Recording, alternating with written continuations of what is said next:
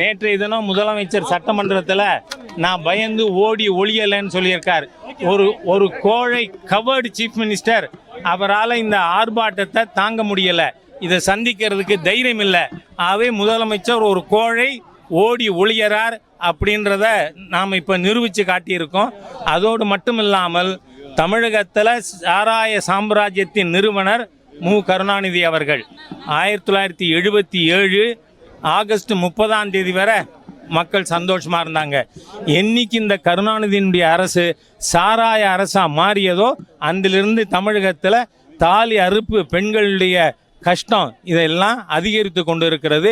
ஆகவே 53 பேர் செத்ததை பற்றி கவலைப்படாத ஒரு சீஃப் மினிஸ்டர் அதை பற்றி மக்களுக்கு நாம் எடுத்து சொல்றதை தடுக்கிறாருன்னா இவரை விட ஓடி ஒளியும் கோழை வேறு யாரும் இருக்க மாட்டாங்க. பாதகம் செய்பவரை கண்டால் நாம் பயங்கொள்ளலாகாது பாப்பா, மோதி மிதித்து விடு பாப்பா, அவர் முகத்தில் உமிழ்ந்து விடு பாப்பா.